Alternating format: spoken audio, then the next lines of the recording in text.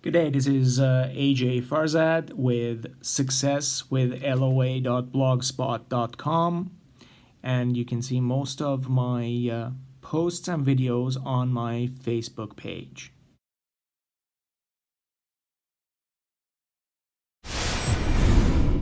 Good day, this is AJ FARZAD with successwithloa.blogspot.com, and this week I'm doing a video blog on when inspiration comes, act on it. So, from the law of attraction, we know that when we are in the vibration of success, opportunities come to us to appreciate and also have more success come into our vibration and our reality. Those opportunities often come in form of inspirations. How can you tell if it's an inspiration or is it something that you have been thinking? Well, there are quite a few different ways that people explain what is the difference between something that is an inspiration and something that is a thought made up based on your information, based on your experiences. I believe that the combination of your experiences, your knowledge, and getting into a good vibration is what actually attracts inspirations. But the 40,000 foot view picture is that inspirations usually feel good. There is no judgment to them. There is no anxiety to them. Whereas thoughts manufactured in your own head sometimes have baggage attached to it, sometimes have resistance attached to it. Dr. Hugh Len, the Hawaiian teacher who does the healing art of Ho'oponopono, in his book with Dr. Vitali called Zero Limits, says that if you have an inspiration and you clean on it, as in you remove the resistances 3 times and it's still there, then go ahead and act on it. Now this video is nothing to do with cleaning using Ho'oponopono. That may be something that I will put on later on, but if you are interested in the Hawaiian art of Ho'oponopono, it is spelled H-O, apostrophe O-P-O-N-O-N-O, Ho'oponopono. Yeah, try saying that a few times.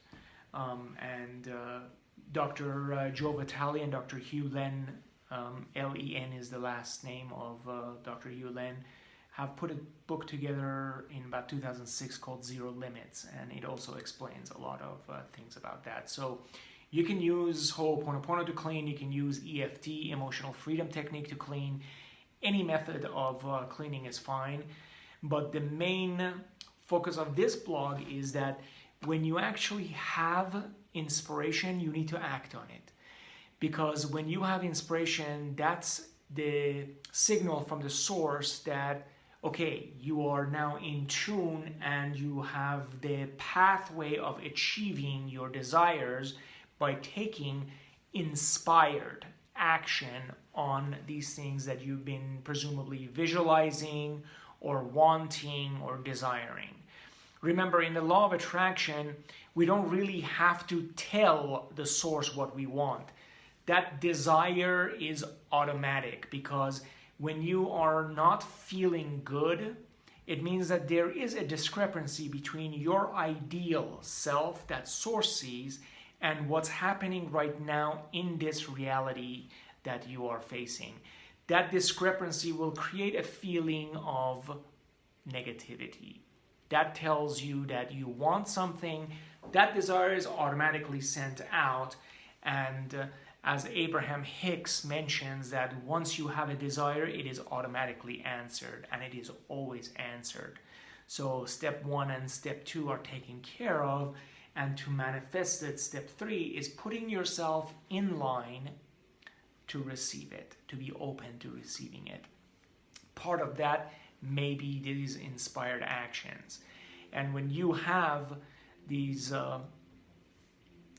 thoughts that come to you and you are inspired to do something and you take action, you're essentially telling the universe that you are coming from prosperity, that you are accepting the fact that the universe is a good universe, it is a positive, friendly universe, and it will bring you what is best in your interest. So when you take action on those, then more inspirations will come to you.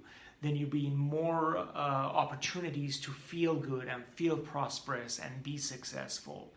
And if, on the other hand, you keep on having inspirations and you take no actions, be either because of a fear or any reason, you're then signaling to the universe that you don't want these inspirations.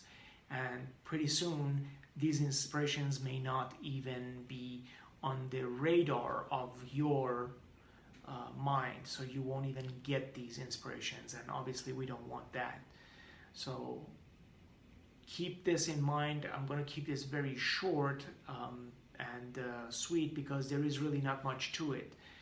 When you are inspired to do something, clean on it, do your due diligence, and then take small actions. It doesn't have to be a home run again. So, I mean, you don't have to do the whole project. It's just little steps of taking forward momentum and creating forward momentum in these inspired actions. It could be as easy as just researching the project a little bit more, talking to people a little bit more.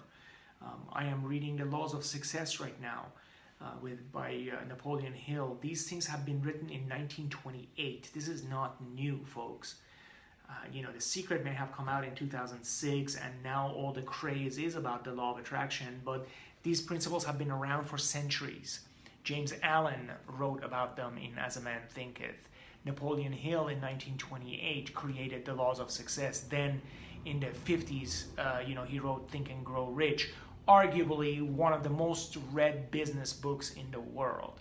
So it's not a new concept for us. And I'm trying to bring the attention to this and try to be as practical and give you as many tools as I can to help you enjoy and become successful and become prosperous in your sales, in your training, and in the end, in life in general. Because these are not techniques that you just have to do for your sales presentation or for your training. You can actually use these techniques in your relationship, in your life. You can be inspired in your relationships. You can be inspired in your health. You can be inspired in any aspect of your life. So I hope this makes sense, and as always, to your success. Thank you for listening. If you want this type of training for your organization, email me at successwithloa@gmail.com. Make sure to watch my Facebook page at facebook.com/successwithloa, or tweet me at successwithloaj.